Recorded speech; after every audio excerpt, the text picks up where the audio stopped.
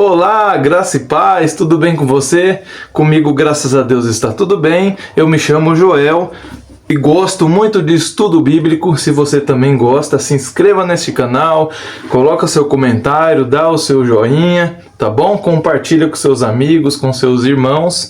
Aqui são estudos à luz da palavra, à luz do Evangelho de Cristo, da graça de Deus. Então, hoje eu venho trazendo um estudo aqui com o irmão Geraldo Moraes, falando do tema dos últimos dias, ou dos fim dos tempos, ou da volta de Cristo. Então, se você gosta também desses estudos, fica aqui comigo. Deus abençoe, continue abençoando sua vida, sua família, e vamos lá para mais um estudo. Vamos ler o que disse o apóstolo Paulo a Timóteo. Capítulo 4, versículo 1, eu vou ler até o versículo de número 3. Ora, o Espírito afirma expressamente que nos últimos tempos alguns apostatarão da fé, por obedecerem a espíritos enganadores e a doutrina de demônios. Versículo de número 2, pela hipocrisia dos que falam mentira e que têm cauterizado a própria consciência. 3, que proíbem o casamento. Olha o que é uma doutrina de demônio, hein? Diz que proíbem o casamento e exigem a abstinência de alimentos. Abstinência de alimento é jejum. Que proíbe a abstinência de alimentos que Deus criou para serem recebidos com ações de graça pelos fiéis e por quantos conhecem plenamente a verdade. É conhecer a verdade plenamente. Vamos fazer uma breve confissão. Senhor e Cristo, obrigado por esta oportunidade ímpar que o Senhor nos concede a nós, meros mortais, para fazer mortais na carne, porque no espírito somos eternos, para fazer uso de mais uma porção da tua santa palavra. Creio e recebo que as mentes de Cristo estão ativadas, que nós vamos extrair o conhecimento pleno do teu evangelho e sairemos daqui edificados. Para isso, eu te peço que tu me uses, porque eu vou usar a tua palavra. Meus amados irmãos, eu tenho falado reiteradas vezes no meu sermão que esta Bíblia, ela não foi escrita hoje. Portanto, se eu pegar este livro e não respeitar a sua ordem cronológica, tanto cultural quanto histórico, eu uso isto aqui para te fazer um escravo. E pego passagens da Bíblia aqui e aplico na sua vida como se ela fosse escrita para você hoje. Eu vou te dar um exemplo. Eu não entendo muito bem de história, não tive tempo de estudar. Tive que trabalhar muito cedo, trabalho até hoje. Então, o estudo para mim foi um infortúnio, eu não tive esse privilégio. Talvez seja por isso que Deus me separou para pregar a sua graça. Que hoje, quando eu pregasse com a sabedoria secular, a glória seria dos meus estudos. Deus cansou disso. Deus não quer glória para homens, então Ele me chamou com todo esse despreparo secular. Dom Pedro I deu um grito lá no rio Ipiranga, dizendo: diga ao povo que eu fico. O povo entende que isso não é mais para o dia de hoje. Correto? Correto. Posso eu pegar essa palavra de Dom Pedro I e falar para você: olha, você não vai mais naquela festa não, porque Dom Pedro I diga ao povo que eu fico. Mas Dom Pedro I falou lá no rio Ipiranga, eu nem sei se é rio Ipiranga mesmo. Meu amado, A religião pega uma passagem da Bíblia e aplica na sua vida como se isso fosse escrito para você hoje. E eu fico vivendo aquilo ali. Ora, se você me traz aqui uma palavra e diz, diga ao povo que eu fico, aí eu chego aqui e digo para vocês, olha meu irmão, está escrito para dizer ao povo que eu fico. Mas essa palavra se aplica em mim em quê? Então nós estamos revelando ao povo inteligente, que tem a mente de Cristo, aprendendo a ler a Bíblia no seu contexto cronológico, tanto cultural como histórico. A Bíblia foi escrita debaixo de uma cultura. Então tem que se respeitar isto. Nenhum brasileiro escreveu a Bíblia. A última carta da Bíblia, o último livro da Bíblia, foi escrito por João. De lá para cá, a carta escrita está nos nossos corações. Esta carta de Paulo, ela foi escrita em uma data. Esta carta de Paulo, ela não foi escrita hoje. Ela não foi um jornal, aqui no Rio, Jornal Extra, que saiu essa notícia enquanto nós dormíamos, e quando nós acordamos, deparamos com isso aqui. Porque está escrito, ora, o Espírito afirma expressamente que nos últimos tempos. Então, é comum você pegar um crente manipulado. O que é um crente manipulado? É um crente da religião evangélica que não respeita a ordem cultural histórica da Bíblia e pega todas as passagens da Bíblia e futuriza, coloca como se aquilo fosse escrito hoje e se obedece aquilo ali. Você está entendendo? Ora, meu amado, como é que eu vou pegar um jornal de semana passada e mandar você ler hoje como se isso fosse uma notícia para você? Jornal você não tem que comprar, se você quer uma notícia nova, você não tem que comprar todos os dias um jornal diferente? Olha só o que Paulo disse.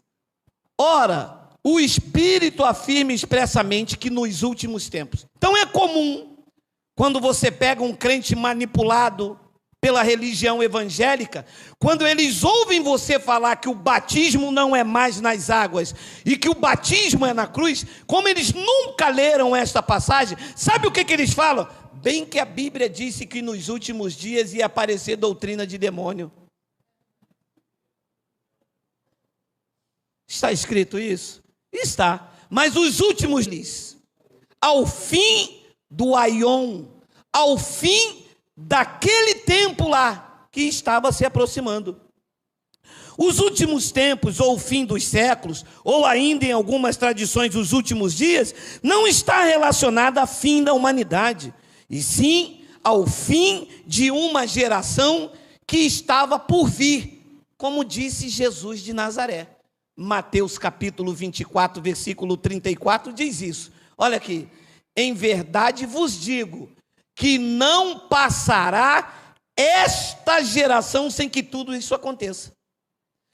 Esta geração, eu posso falar que é esta ou é aquela em que Jesus estava vivendo lá no ano 30? Aquela. Então, aquela geração ia se findar. Todos os acontecimentos relacionados a Mateus 24, do versículo 1 até todo esse capítulo, Jesus disse, tudo isto que eu estou falando, já pregamos sobre isso, e tudo isso que eu estou falando vai acontecer com esta, a geração que ele está vivo, e os apóstolos também. Então, entender isto aqui, a colocação verbal, o tempo em que se está pregando isso, faz você ter um entendimento tão claro do Evangelho. Lucas capítulo 11, versículo 49 ao 51, olha lá o que diz. Por isso, também disse a sabedoria de Deus: enviar-lhe-ei profetas e apóstolos, e algum deles matarão e a outros perseguirão, para que desta geração se peçam conta do sangue dos profetas, que derramado desde a fundação do mundo. Desta geração é qual? Da geração que vive Geraldo e os senhores, ou da geração que viveu Jesus de Nazaré e os apóstolos, incluindo Paulo? Aquela geração. Então ele disse, para que desta geração se peçam conta do sangue dos apóstolos, derramado desde a fundação do mundo. 51, desde o sangue de Abel até o de Zacarias, que foi assassinado entre o altar e a casa de Deus, sim, eu vos afirmo, contas serão pedidas a esta geração. Então a geração que Jesus de Nazaré estava vivendo, era a mesma geração que Paulo estava vivendo. Era a mesma geração que Timóteo estava vivendo. Não é a mesma geração que eu vivo e que você vive. Porque eles, quando leem isso aqui, dizem, Jesus disse que não passará esta geração. Aí lê esta como se esta fosse hoje, como se isso fosse escrito hoje. Se isso fosse escrito hoje, aí seria pedido a esta. Mas isso foi escrito no ano 30, mais ou menos 30 ou 31, ele morreu com 33. Então, quando Paulo disse os últimos dias, Paulo está se referindo aos dias daquela geração. Então, os cristãos do primeiro século estavam vivendo essa expectativa aqui, de que Jesus ia vir com juízo e iria pedir conta desde Abel até os que viveram naquela geração, iria ser pedido conta. Então, na verdade, eles estavam vivendo os últimos dias. Quando é que começou a contagem dos últimos dias? Do ministério de Jesus, aos 30 anos, até a queda do templo, que deu-se no ano 70. Uma geração dura 40 anos, quer dizer que do ministério de Jesus até a queda do templo, todas aquelas pessoas que viveram nesse intervalo estavam vivendo os últimos dias, porque a geração ia ter fim na queda do templo. Então Paulo diz em Romanos 13, versículo 11 e 12: e digo isso a vós outros que conheceis o tempo. Ele está falando comigo e com você, ou está falando com a igreja de Roma, lá no ano que a carta foi escrita? Com eles.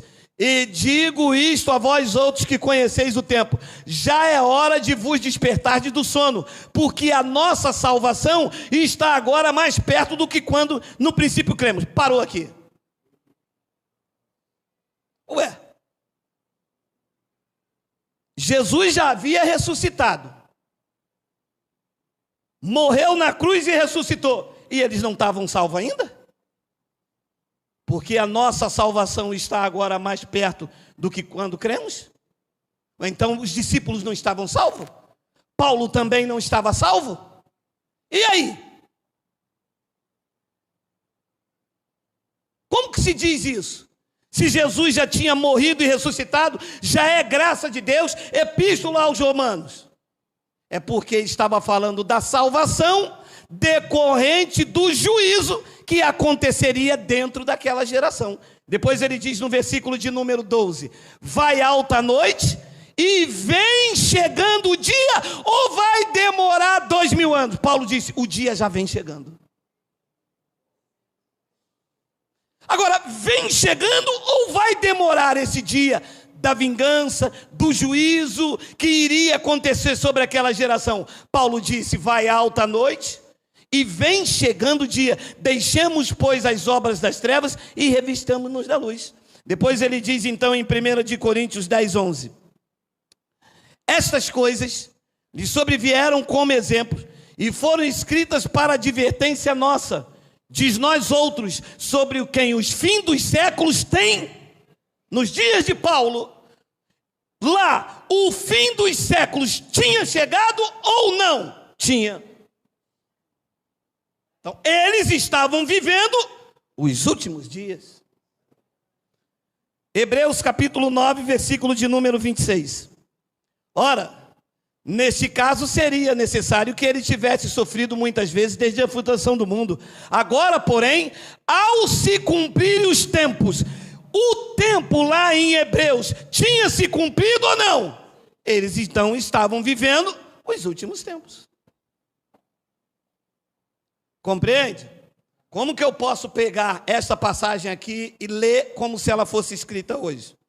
Se esta carta foi escrita no ano 64 a 67, no ano 70 iria fechar aquela geração. Uma geração dura 40 anos, do ministério de Jesus, a sua ressurreição, a queda do templo, consumou-se então o fim dos tempos, o fim dos séculos, o fim de uma era, o fim do aion, se cumpriu com a queda do templo, como Jesus prometeu no capítulo 24 de Mateus. Ora, neste caso, seria necessário que ele tivesse sofrido muitas vezes, desde a fundação do mundo. Ano 64 foi escrita esta carta.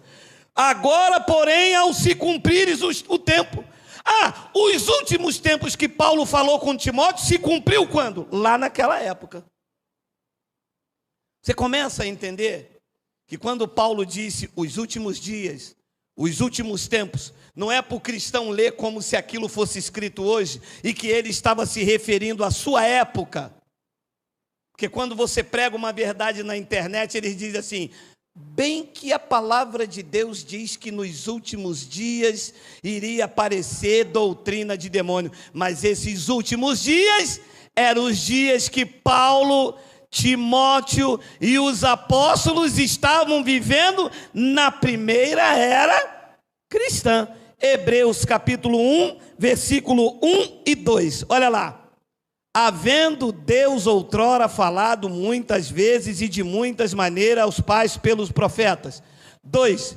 Nestes últimos dias. Os últimos dias é hoje ou é quando esta carta foi escrita no ano 64? Diz lá, vamos ler para os crentes que pegam a Bíblia e lê como se ela fosse escrita hoje. Nesses últimos dias é quando? É hoje ou quando esta carta foi escrita no ano 64? Já se passaram 1900 e poucos anos. Então eles estavam vivendo os últimos dias. A carta não foi escrita hoje. Isso não foi escrito hoje de manhã. Isso não é um noticiário do William Bonner. Isso é uma carta que foi escrita no ano 64, na primeira era cristã. O século já estava se findando. Os últimos dias que Paulo falou com Timóteo não tem nada a ver trazer para a igreja hoje. Os últimos dias eram que eles estavam vivendo. Eles estavam vivendo os últimos dias. Nestes últimos dias, nos falou pelo Filho, a quem constituiu o herdeiro de todas as coisas, pelo qual também fez o universo. Hebreus capítulo 10, versículo 25. Não deixemos de congregar-nos, como é costume de alguns. Antes, façamos admoestações, tanto mais quando vedes que o dia se aproxima. Quando? É hoje que está escrito, porque eles leem isso aqui como isso aqui saiu uma notícia hoje. Que dia era esse que se aproximava? O dia da vingança, o dia do juízo, o dia que Jesus falou em Mateus 24. Esse dia, escrito no ano 64, estava se aproximando ou está demorando mais de 2000 anos? Se Paulo, eu estou te mostrando uma relação de passagem que ele está atestando que eles estavam vivendo os últimos dias. E que dia era esse que estava se aproximando? Qual eram os últimos dias? Lucas, capítulo de número 21, versículo 20 ao 24. Quando, porém, vir de Jerusalém sitiada de exército. Quem? Jerusalém. Quem está em Jerusalém aqui, diga ui. Ninguém. Leia. Meu amado, a dificuldade é que o povo não lê. Ler é fácil. Eu só não sei falar bonito. Mas ler, eu aprendi. Quando, porém, virdes o Brasil, a França, a Venezuela, a Venezuela. Quando virdes quem? Jerusalém sitiada de exército. Sabei que está próximo à sua devastação. É Jerusalém, não é o Brasil. Depois ele diz, versículo 21, então, os que estiverem aonde? Na Judéia. Veja, o evento é para Jerusalém. O evento é para a Judéia. Não tem nada a ver com os gentios. Então, os que estiverem na Judéia, fugem para os montes. O que encontrarem dentro da cidade, retire-se. E os que estiverem no campo, não entre nela. 22. Por quê? Estes dias são dias de vingança, para se cumprir alguma coisa. Para se cumprir o quê? Tudo. Eles estavam vivendo debaixo desta expectativa. Para eles estavam vivendo os últimos dias. Porque como Jesus prometeu em Mateus 24:30, que não passaria daquela geração, a cada ano eles diziam, a vingança vai chegar, o dia do juízo vai chegar, o dia da vingança do Senhor está chegando. 51, 53, 60, 64, Paulo escreveu Hebreus no ano 64 e Paulo disse, o dia se aproxima. Quando escreveu Hebreus capítulo 1, versículo 1, Paulo disse, a nós nos falou nesses últimos dias. Que dia era esse? O dia da vingança que estava se aproximando. E depois então ele diz no versículo de número 23, ai das que estiverem grávidas e daqui amamentarem naquele dia, dentro daquela geração, porque haverá grande aflição na terra e ira contra quem? Contra quem? Que povo era esse? Jerusalém. Aqui que os pastores lindos, maravilhosos, pegam esta passagem e diz, olha, contra este povo. Ué, mas ele está falando contra Jerusalém. Contra este povo aqui, ele está apontando para o povo que está lá em frente dele. Amado, me perdoe. A carta não está sendo escrita hoje aqui no Brasil, não está sendo o edital de Bolsonaro. A carta está sendo escrita por Lucas, lá na primeira era cristã. Este povo aqui não é este povo aqui é o povo judeu. Depois então ele diz no versículo de número 24, cairão a fio da espada, serão levados cativo para todas as nações, e até que o tempo dos gentios se completem, quem? Jerusalém será pisada por eles, que era o cenário aonde estava se vivendo isso aí. Então se eu pego isso, trago para o dia de hoje, você está esperando alguém invadir Jerusalém? Numa guerra de Gog e Magog, que vão invadir Jerusalém, que o anticristo vai entrar, e tudo isso já aconteceu, porque ele disse, isto acontecerá naquela geração. Paulo disse a Timóteo, estamos vivendo os últimos dias. Então, Pedro também entendeu que eram os últimos dias. 2 de Pedro, capítulo 3, versículo 1 e 4. Olha lá. Amados, esta é agora a segunda epístola que vos escrevo. Em ambos, procuro despertar com lembranças a vossa mente esclarecida.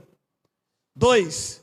Para que vos recordeis da palavra que anteriormente foram dita pelos santos profetas, bem como o mandamento do Senhor e Salvador, e ensinado pelos vossos apóstolos. 3. Tem 3? Tendo em conta, antes de tudo, que nos últimos dias, os últimos dias era quando? Quando? No tempo que eles estão vivendo lá em Jerusalém, esperando o dia do juízo. Correto? Correto. Então, naqueles últimos dias, como dava o ano 50, a vingança e o juízo não acontecia. Como dava 52, não acontecia, começaram a escarnecer. Começaram a falar, cadê a vinda? Cadê o juízo? Ano 54, ele não apareceu. Pedro está escrevendo, esta carta aqui de Pedro está sendo escrita no ano 67 na Babilônia. Olha, quando ele falou aquilo em Lucas, era o ano 30 alguma coisa, 31. Tinha passado já 30 anos e a vingança não chegava. começaram então a escarnecer, que nos últimos dias, que não é o fim da humanidade, é os últimos dias que eles estavam vivendo, virão escarnecedora com o seu escárnio, andando segundo as próprias paixões, versículo 4, dizendo: o que é que se dizia lá no ano 67, quando essa carta foi escrita? Onde está a promessa da sua vinda? Ele não disse que viria nesta geração? Estamos já no ano 67? Onde está a promessa da sua vinda? Porque desde que os nossos pais dormiram, todas as coisas permanecem como desde o princípio da criação. Então eles lá no ano 67, vivendo os últimos dias, começaram a escarnecer. Cadê? Ele não disse que viria nessa geração? Só que Pedro, como tinha uma ligação profética, quando escreveu isso no ano 67, Pedro sabia que eles estavam vivendo os últimos dias, o time do dia da vingança profetizado por Jesus. Se 1 de Pedro 4,17, ele explica, olha lá, porque a ocasião de começar o juízo pela casa de Deus vai demorar. A ocasião de começar o juízo pela casa de Deus vai demorar 2000 anos. A ocasião de começar o juízo pela casa de Deus parou. E na época da escrita da carta, a casa de Deus era quem? Vamos ver os sábios aí pela internet. Aonde era a casa de Deus? O santuário lá em Jerusalém. O que é que Pedro está dizendo? Que o juízo vai começar no templo lá em Jerusalém. Não vai ficar pedra sobre pedra. E naquele ano que Pedro escreve isso, Pedro diz: chegou a hora. Aí o pastor pega essa passagem aqui e lê na igreja como se isso fosse escrito hoje. Aí o crente manipulado diz assim: olha, o juízo na casa de Deus está chegando. Está na Bíblia, vocês não pregam Bíblia? Pregamos a Bíblia, respeitando o seu contexto e a época que ela foi escrita. Só que o juízo no ano 70 chegou, porque a casa de Deus, chamada por Pedro, e todo bom estudioso da Bíblia sabe, chamava-se o templo em Jerusalém. E o senhor sabe isso como? Eu deixei de ser evangélico, né? Isso é muito simples. Quando você deixa de ser evangélico, você se torna cristão. Aí você respeita o tempo, respeita as datas, você começa a conjugar a posição do verbo. Quando ele fala esta, não é esta, é aonde ele está inserido no contexto histórico. Você já não é mais manipulado pela caixinha da religião. Porque quando você é evangélico, o que o pastor fala, cobre a vida de todo mundo. Você não pesquisa, não tem livros de pesquisa, não vai pela internet, porque eles proíbem você de pesquisar pela internet. O que eles comer você tem que dar, porque senão vocês perdem a salvação, são disciplinados, não cantam, não tocam, e a pessoa fica na caixinha da religião, com a mente cauterizada, pensando igual, andando igual e agindo igual. Mas quando você deixa de ser evangélico e se torna cristão, você pesquisa. Porque a ocasião de começar o juízo pela casa de Deus é chegada. Disse Pedro: ora, se primeiro vem por nós, qual será o fim daqueles que não obedecem o evangelho de Deus? Então, a ocasião de começar o evangelho, disse Pedro, é chegada. Ora, chegou ou não chegou? Meu amado, será que esse homem era um mentiroso? Será que Pedro está mentindo? Como na primeira era cristã ele diz que o juízo chegou e os crentes estão esperando o dia do juízo? Ora, chegou ou não chegou? Esse homem tinha credibilidade como apóstolo ou não tinha? Deus permitiu que um mentiroso escrevesse uma carta aqui e os crentes estão esperando o dia do juízo? Ora, se o homem está dizendo que chegou, meu amado, ou Paulo mentiu quando disse a Timóteo que eles estavam vivendo o último dia?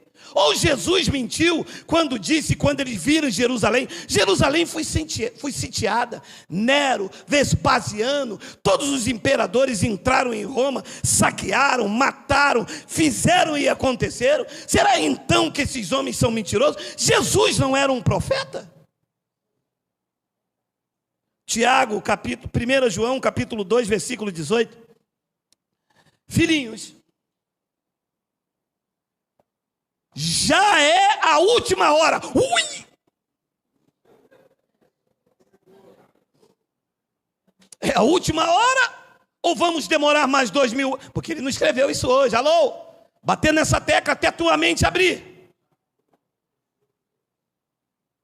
Ora, eu digo para minha esposa, você vai sair que hora? Ela daqui a 10 minutos. Posso eu pensar que esses 10 minutos vai demorar 5 anos? 10 minutos é daqui a 10 minutos. No máximo 11. No máximo 12. Se for 13 eu já brigo, entro na carne. Meu irmão, esse homem não era um apóstolo de Deus? Será que esse homem era um louco quando diz é a última hora? E a igreja está esperando essa última hora? Porque não querem aceitar os fatos narrados por mim aqui nesta noite? É a última hora? Ou então porque ele não escreveu lá, vai demorar 20 séculos? Se ele bota a última hora e é 20 séculos, eu vou pregar o que então? Uma Bíblia farsante, mentirosa? Ora, é a última hora, é a última hora.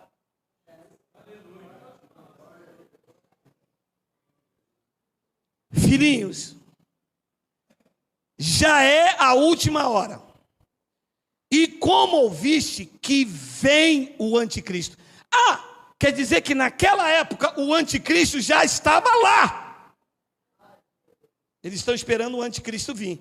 João disse, nessa última hora, já vem o anticristo. Também agora, muitos anticristos tem?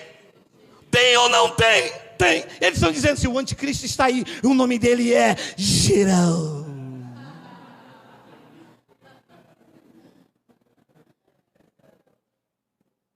Geraldo não é anticristo. Geraldo é a favor de Cristo.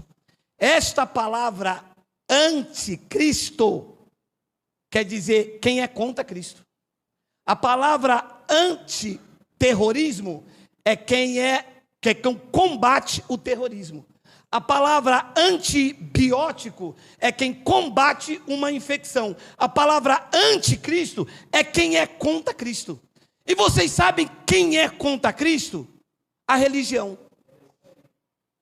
A religião é um anticristo, porque são contra Cristo.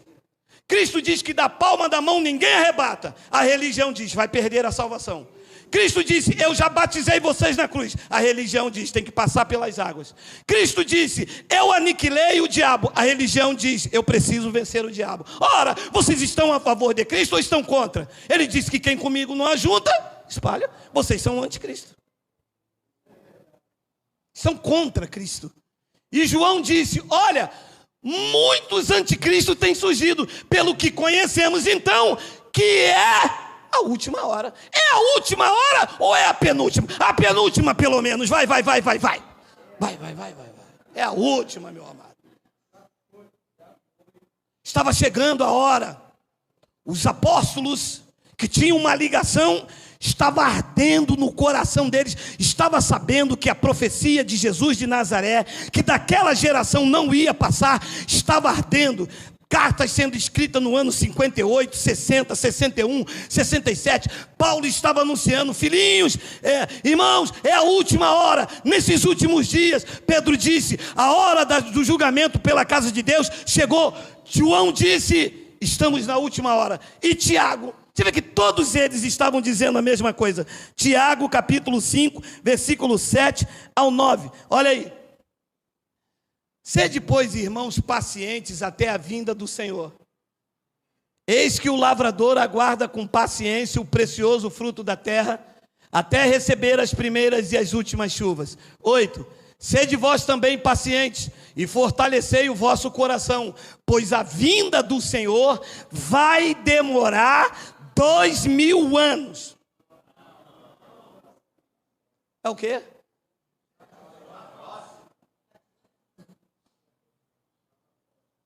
Espera aí. Vocês querem me fazer acreditar na Bíblia? Sério? Quer dizer que esta carta escrita há mais de 1900 anos, está dizendo que a vinda do Senhor naquela época não existia Brasil, não existia os Estados Unidos, e a vinda estava próxima. E que Pedro disse, o juízo já chegou. E que João disse, é a última hora. E que Paulo disse, é os últimos dias. E que Jesus disse, não passará dessa geração. Vocês estão dizendo que esses homens são loucos e mentirosos, e vocês estão me fazendo esperar o quê? Se todos eles estão dizendo, é a última hora, é os últimos tempos, não passa dessa geração, e a hora já chegou. E o outro disse, está próximo. Ora, eu aprendi com Paulo que por boca de 2 ou 3 testemunhas, toda palavra será aceita, toda questão será resolvida. Vários homens falando a mesma coisa naquela época não basta? Será que os pastores têm mais legalidade do que eles que andaram, viveram, receberam autoridade para escrever as Sagradas Escrituras? Ora, vocês são guiados pela Bíblia ou vocês são guiados pela tradição? Porque nós somos guiados pela Bíblia.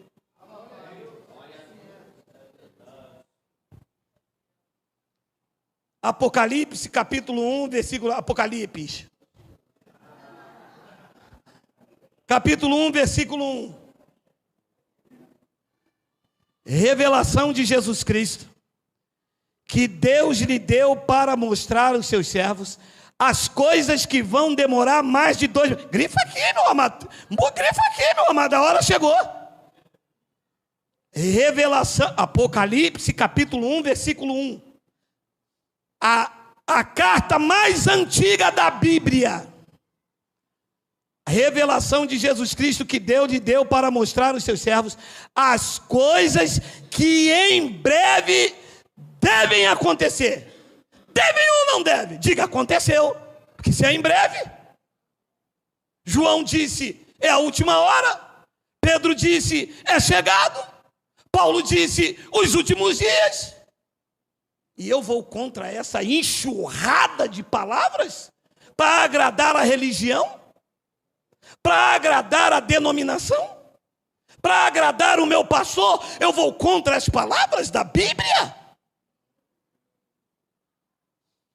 E que ele, enviando por intermédio do seu anjo, notificou o seu servo João. 2. O qual atestou a palavra de Deus e o testemunho de Jesus Cristo quanto a tudo o que viu. 3. Bem-aventurado aqueles que leem e aqueles que ouvem a palavra da profecia e guardam as coisas nela escritas, porque o tempo está ou não está? Está.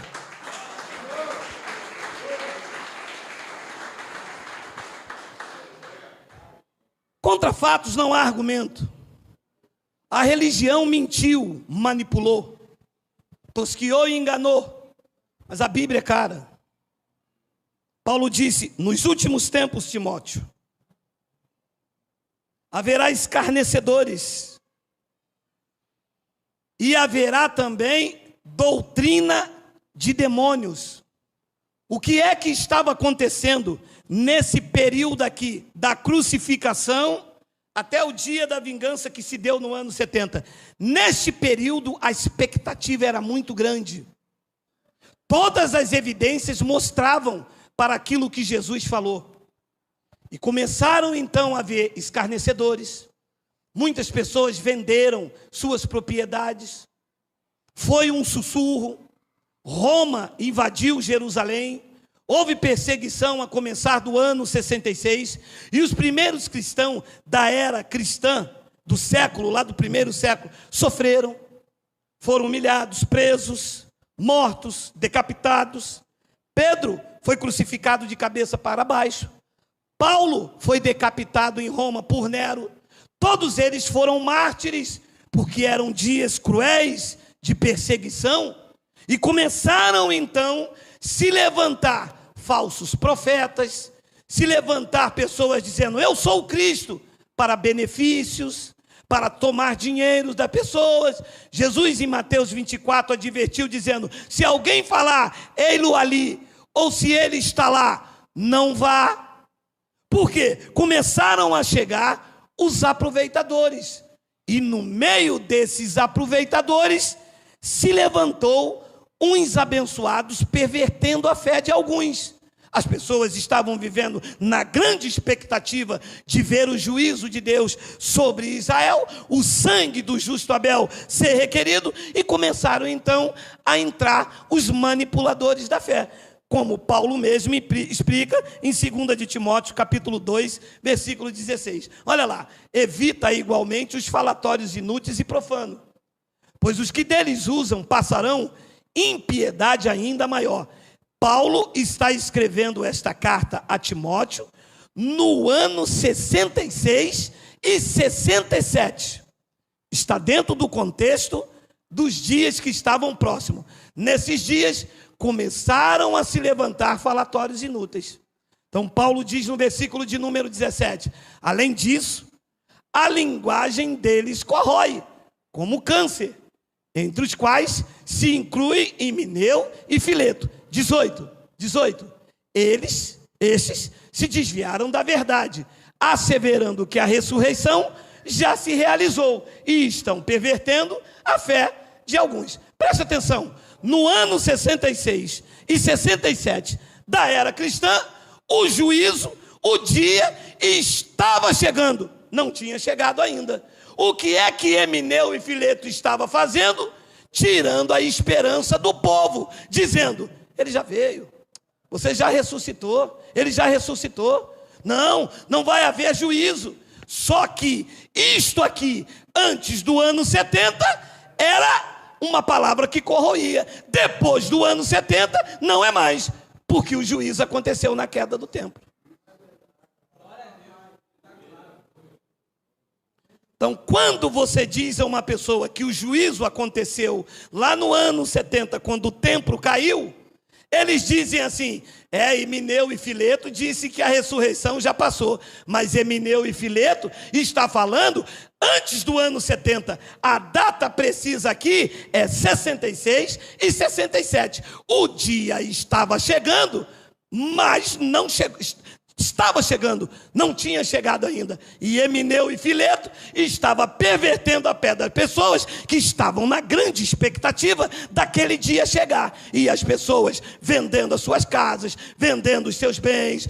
Olha, havia casos no tempo de Timóteo que as mulheres da alta sociedade começaram a vender tudo, comprar ouro para se vestir, porque havia um burburinho que o dia da vingança estava chegando.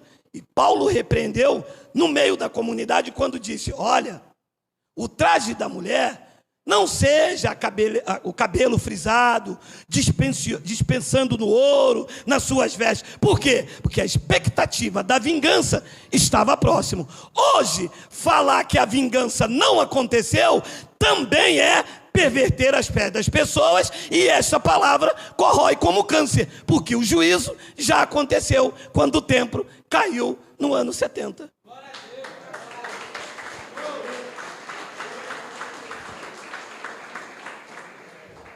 Então, no ano 70, o templo caiu, Cristo reivindicou os espíritos dos eleitos.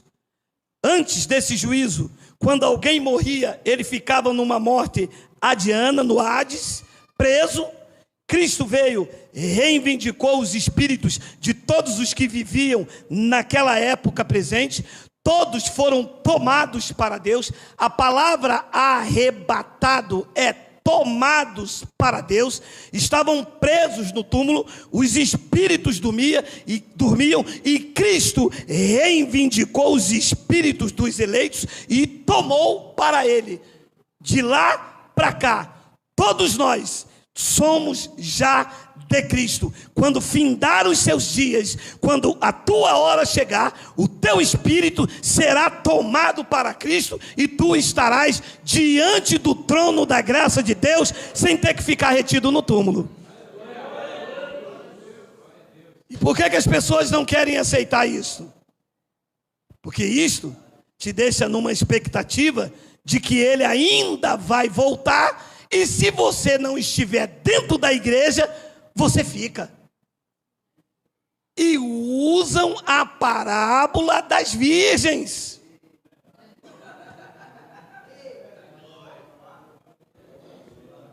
E começa a manipulação. E vendeu o azeite da virgem prudente. E o noivo está voltando à meia-noite. E tem à meia-noite a vigília, porque se Jesus vir no ano novo, você pelo menos passou na casa de Deus. Esqueceram de falar que a casa de Deus agora somos nós, porque o templo já caiu e Deus não habita mais em templo feito por mãos de homens. Deus habita agora dentro de você. Tu és o templo do Espírito Santo.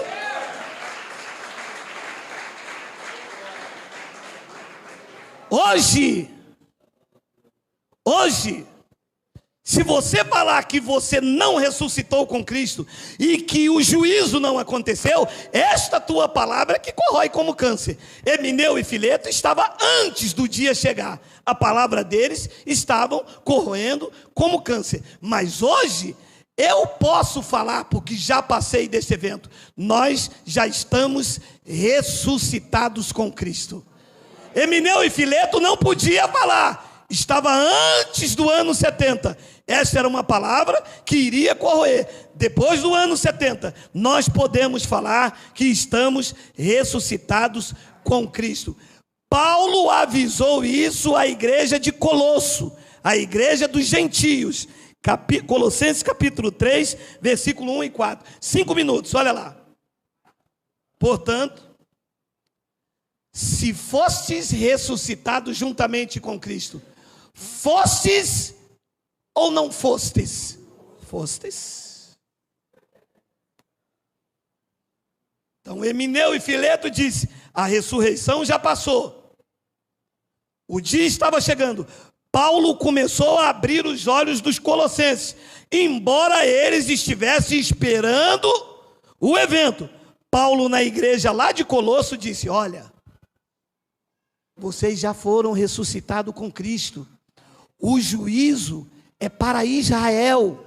Vocês são gentios. Os gentios foram justificados por graça. Estão inocentados. Foram regenerados, lavados. Estão debaixo da cobertura de Cristo. Contra os gentios, nenhuma condenação há, porque a lei do Espírito de vida já te livrou da lei do pecado e da morte. Na cruz, vocês já ressuscitaram com Cristo.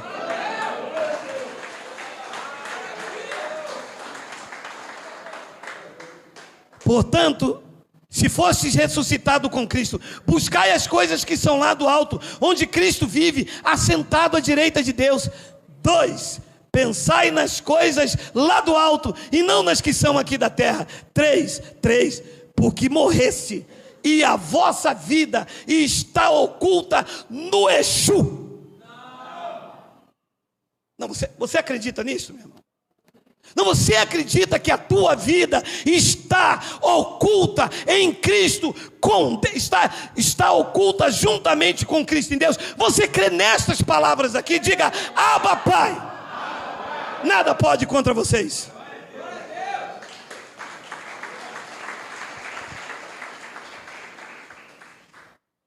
O salmista disse: eu ando na sombra. Paulo disse: vocês estão com a vida oculta. Davi disse: debaixo da mão. Paulo disse: vocês estão com a vossa vida oculta juntamente com Cristo em Deus. Esta é a tua posição em Cristo.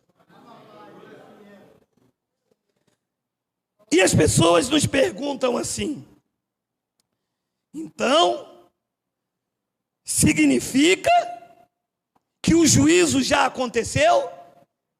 E o que nós estamos fazendo aqui na terra? Que essa é a pergunta. O que você está fazendo aqui? Eu vou te dar uma relação, porque eu tenho 5 minutos. Você veio a esta terra participar de carne e sangue. Hebreus 2,14. Tem aí, Miguel? Visto, pois, que os filhos têm participação comum de carne e sangue. Os filhos são quem? O Espírito que está aí dentro veio nesta terra participar de carne e sangue. O que eu estou fazendo aqui?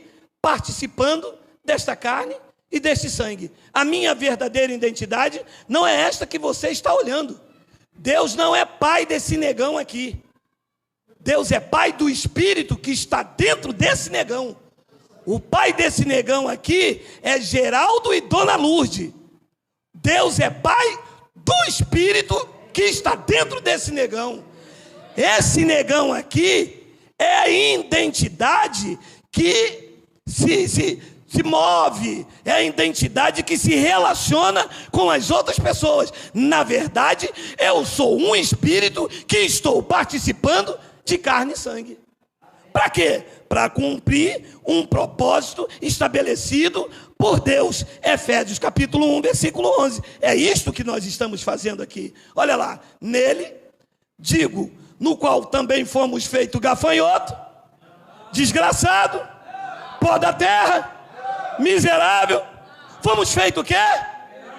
Nele, digo, no qual também fomos feito herança, predestinado segundo o propósito daquele que faz todas as coisas conforme o conselho da sua vontade, um espírito andando num corpo cumprindo o propósito daquele que faz todas as coisas segundo a sua vontade. É isso que eu estou fazendo nessa terra.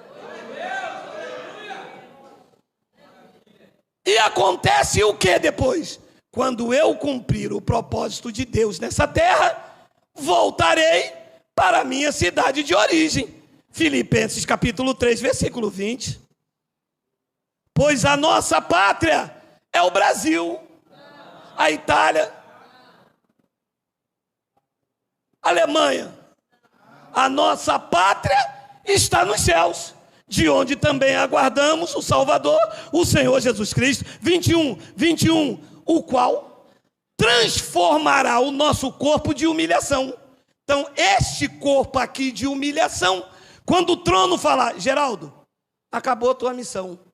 Tu és o meu embaixador, a tua pátria de origem é o céu, e está aí cumprindo um propósito estabelecido por mim, até aqui tu chegarás, não passará. Vou transformar este corpo de humilhação agora num corpo glorioso, igual ao meu. E assim como ele é, eu o verei também face a face. O qual transformará o nosso corpo de humilhação para ser o corpo igual ao dele, o corpo igual da sua glória. Para pensar uns minutos.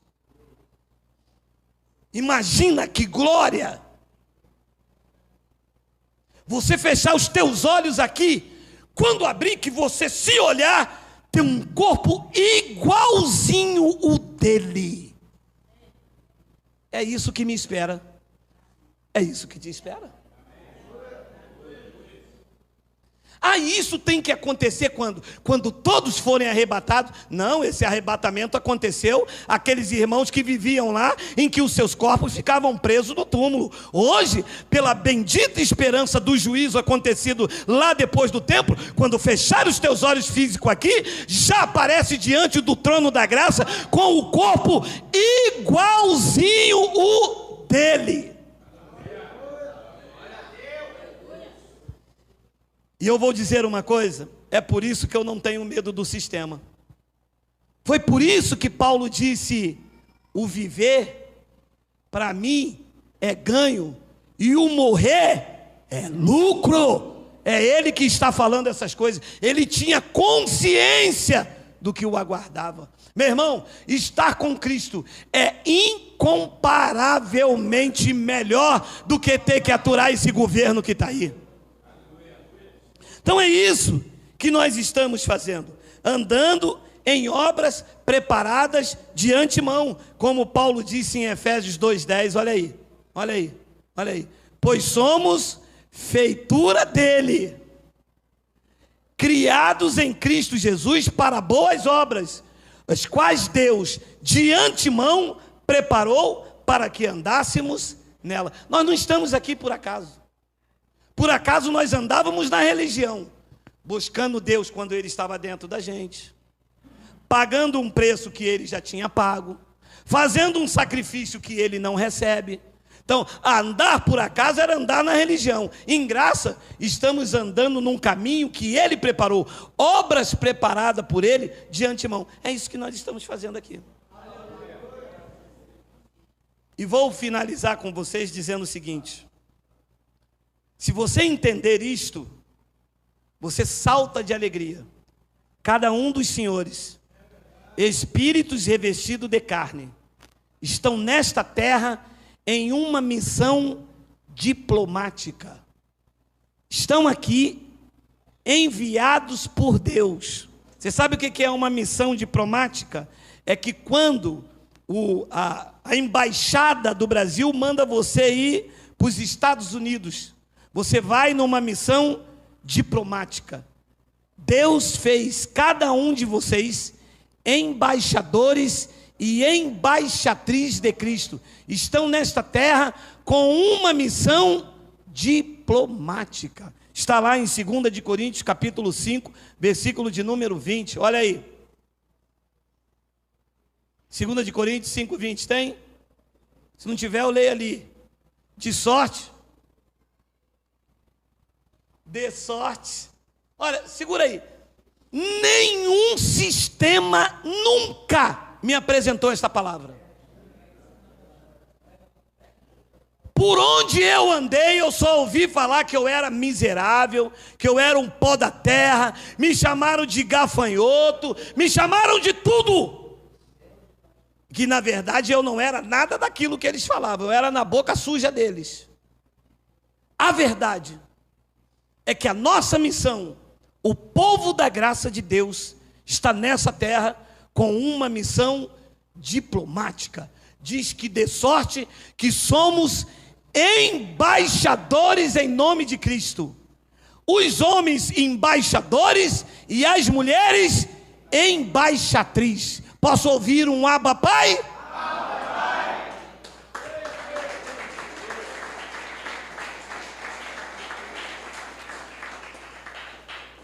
É por isso que em graça, uma vez em graça, sistema nunca mais.